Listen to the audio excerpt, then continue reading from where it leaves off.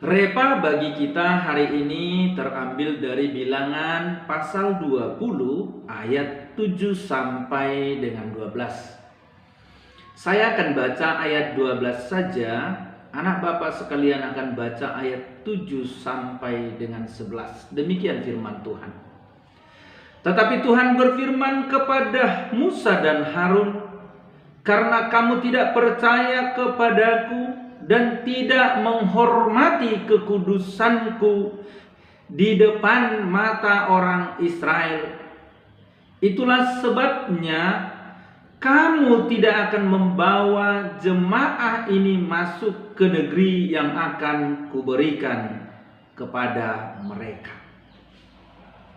Anak Bapa yang terkasih dalam nama Yesus Kristus, firman Tuhan hari ini yang akan kita pelajari itu berbicara tentang Musa yang sedang memimpin bangsa Israel keluar dari Mesir, dan mereka sedang ada dalam masa hukuman, yaitu 40 tahun di padang gurun sebelum nantinya mereka akan masuk ke dalam Kanaan.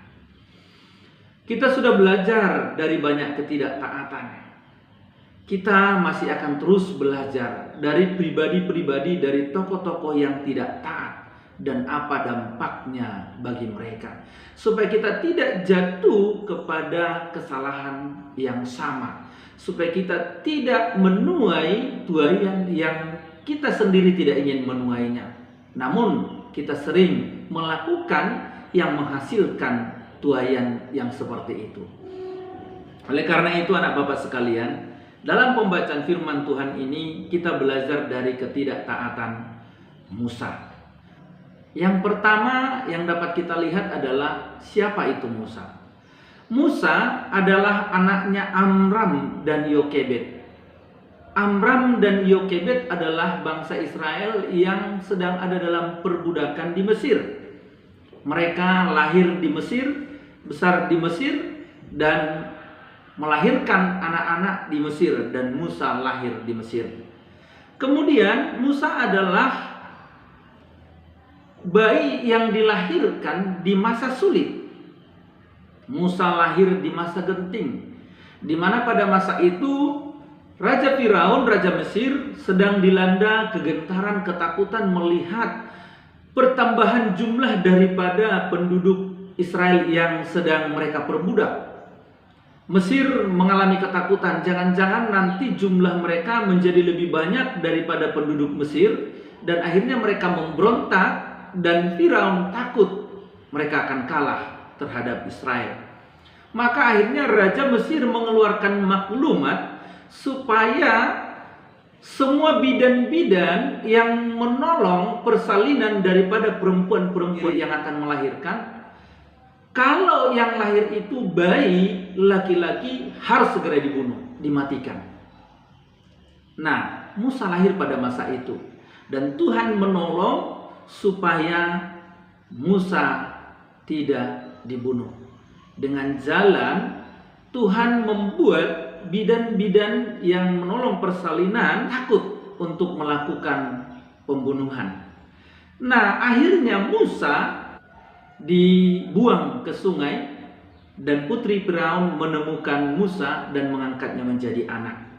Akhirnya kita tahu bahwa Musa dibesarkan di istana Firaun dengan cara kerajaan, fasilitas kerajaan, dan semuanya berhubungan dengan kerajaan Mesir.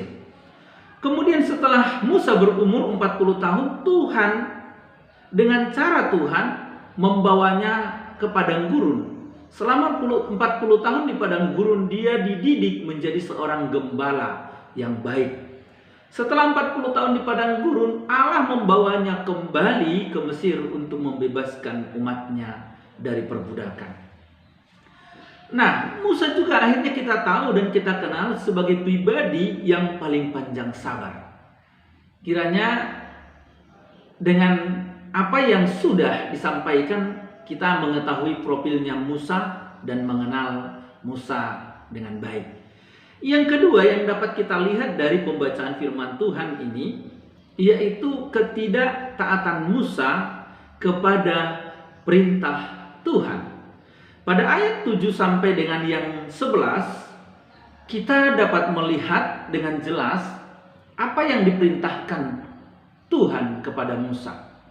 Sebelumnya di ayat di atasnya bahwa bangsa Israel mengerumuni Musa dan Harun, bersungut-sungut kepada Musa dan Harun, bahkan mengungkapkan pernyataan, seharusnya kami mati juga bersama-sama dengan orang Israel yang dihukum Tuhan sebelum-sebelumnya, supaya kami jangan menanggung penderitaan ini. Kenapa kami harus ada di sini mengalami semua ini? Ternyata orang Israel sedang membutuhkan air dan mereka tidak mendapatkan air. Mereka mengalami kehausan yang luar biasa dan di depan mereka hanya ada bukit batu. Mereka meminta kepada Musa supaya ada air. Nah, akhirnya Musa berdoa kepada Tuhan dan Tuhan memerintahkan Musa supaya Musa berbicara kepada bukit batu. Ini yang dilalaikan oleh Musa. Kalau kita baca dalam ayat yang ke-8 sudah jelas dikatakan berbicara kepada batu, mengatakan sesuatu kepada batu. Jadi Musa terpengaruh dengan apa yang selama ini dipakai Tuhan menjadi media Tuhan menyatakan kuasanya, yaitu tongkat. Memang pada ayat 7 itu dan ke-8 ada narasi yang menyatakan Musa ambil tongkatmu. Tapi Tuhan tidak menyuruh Musa memukul batu itu dengan tongkat. Musa disuruh mengatakan sesuatu kepada batu. Namun pada ayat 11 dapat kita lihat bahwa Musa memukul bukit batu itu 2 kali dan akhirnya bukit batu itu mengeluarkan air. Bagi orang Israel ini tidak ada masalah. Bagi orang Israel yang penting ada air. Tetapi di mata Tuhan, hal yang sederhana, hal yang sepele di mata kita, di mata Tuhan itu sangat penting. Di mana Tuhan berkata, Musa ambil tongkatmu. Kemudian berbicaralah kepada bukit batu itu. Perintahkanlah bukit batu mengeluarkan air. Musa terbawa emosi. Barangkali seperti itulah kita melihatnya. Dan akhirnya dia memukul batu itu 2 kali. Pada akhirnya memang batu itu mengeluarkan air. Tapi di mata Tuhan itu adalah tindakan yang salah. Itu adalah perbuatan yang fatal. Jadi di mana letak ketidaktaatan Musa? Letak ketidaktaatan Musa adalah dia tidak taat kepada perintah Tuhan untuk berbicara kepada bukit batu supaya bukit batu mengeluarkan air, tapi malah memukulnya 2 kali dengan tongkatnya. Yang ketiga, ketidaktaatan Musa itu berdampak fatal.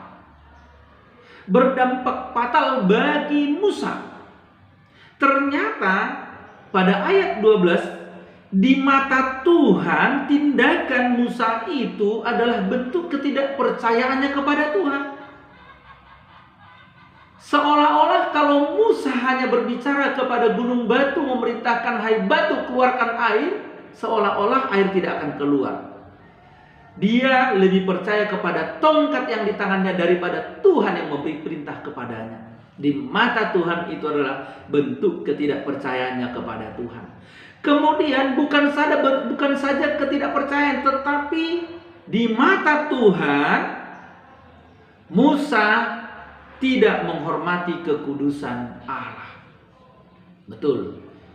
Karena Musa tidak berbicara kepada bukit batu, dia memukul dengan tongkat, maka Musa sedang memberitahu kepada bangsa itu tentang tongkat, bukan tentang Allah yang memberi perintah.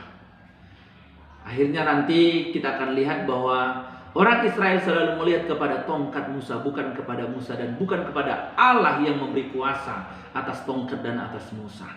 Di mata Tuhan, Musa tidak menghormati kekudusan Allah. Akhirnya Tuhan berkata dalam ayat yang ke-12, engkau tidak akan masuk ke tanah Kanaan memimpin bangsa ini. Artinya Musa tidak akan masuk ke tanah Kanaan. Padahal dia sangat merindukan dan mengharapkan untuk masuk ke tanah perjanjian. Dia tidak diizinkan masuk oleh karena ketidaktaatannya. Banyak ketaatan yang dilakukan Musa, tetapi ketidaktaatan ini berujung pada tidak masuknya dia ke tanah Kanaan. Fatal. Nanti akan kita baca bahwa ternyata Musa hanya diizinkan melihat tanah perjanjian itu dari atas gunung Horeb, dan di sana dia mati. Anak Bapak yang terkasih dalam nama Yesus Kristus, kembali, jangan sepele dengan sesuatu yang bentuknya ketidaktaatan. Kalau kita melihat tindakan ketidaktaatan Musa itu sepele, tapi lihat hasilnya sangat fatal. Dia tidak diizinkan masuk ke tanah Kanaan. Itu artinya, kalau kita tidak taat, pasti akan membawa pada hasil yang tidak baik. Oleh karena itu anak Bapak sekalian, jangan sampai jatuh pada ketidaktaatan. Tapi taatlah selalu, taatlah selalu, taatlah selalu.